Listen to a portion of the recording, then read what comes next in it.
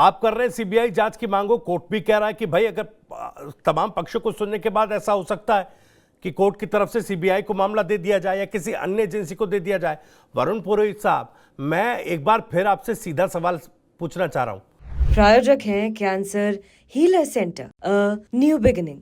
और बिना हिचक के, बिना किसी लिहाज, एक तरीके से वो कहा जाए ना कि राजनीतिक पार्टियों का लिहाज इस पूरे मामले में उस तरह का कोई लिहाज नहीं है, क्योंकि इस मामले पर जिस तरह से रवैया सरकार और विपक्ष का है, क्या जैसा अशोक चौधरी साहब कह रहे थे कि भाई राजनीतिक नियुक्तियां करते हैं राजनीतिक पार्टी आरपीएससी में, और उसके जरिए क्या भ्रष्टाचार की मलाई दोनों पार्टियों ने खाई, और इसीलिए अब उतना एग्रेसिव कांग्रेस इस मामले पर नजर नहीं आ रही है।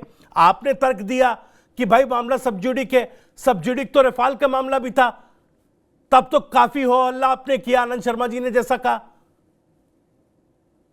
भविष्य ये अपने ऊपर डिपेंड करता है, आप कितना एथिक्स के परिधि में रहना चाहते हो, कितना नहीं रहना चाहते हो, इसलिए मैंने आपको बात बताई। दूसरी, आप जो आरपीएससी की बात करो, बिल्कुल सत्य बात है। आज से थोड़ी ये आरपीएससी की जो नियुक्तियां होती हैं पिछले कुछ सालों में, ये राजनीतिक नियुक्तियों में कन्वर्ट हो चुकी। अब वो राजनीतिक नियुक्तियों में कन्वर्ट होगी तो कहीं ना कहीं इन्फ्लुएंस भी होगा। इस चीज को तो मैं मान रहा हूँ कि तो आप ये मान रहे हैं ना सर, कांग्रेस ने भी राजनीतिक नियुक्तियां की और उसमें भ्रष्टाचार के चलते ये नौबत आज आई है कि हजारों लाखों युवाओं का भविष्य किस तरीके से कोर्ट में अटका हुआ है। मैं बोल लूं या तो आप बिल्कुल पुरोहित साहब बोलिए।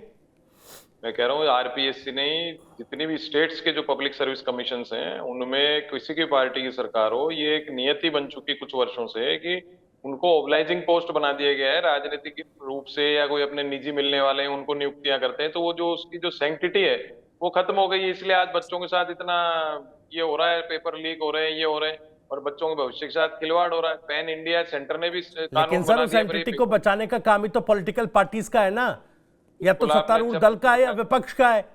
और बतौर विपक्ष में आपसे सवाल पूछ रहा हूं। मैंने आपको क्या कहा, मैं देखिए सर, मैं सीधा पूछ रहा हूं, मैं आज वो लिहाज नहीं करूंगा।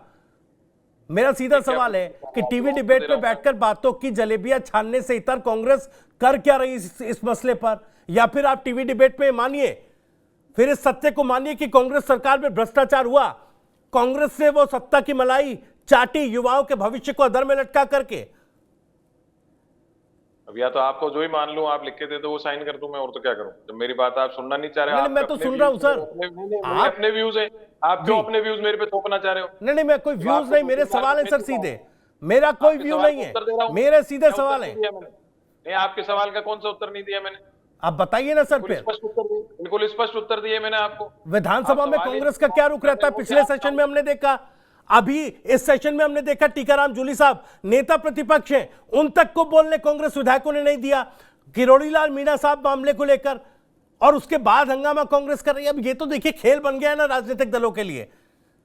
आप आज यूनिवर्सल बात करो तो समझ में आती है। कांग्रेस करने की बात नहीं। किरोड़ीलाल मीणा भारतीय जनता पार्टी के नेता है, उन्होंने खूब युवाओं के मसले उठाए, खूब धरने दिए हैं, उनकी कोई नहीं सुन रहा। तो राजनीतिक व्यवस्था में जो शून्यता उत्पन्न हो गई है, ये राजनेताओं के ऊपर डिपेंड करता है। राजनेता कैसे बन रहे हैं?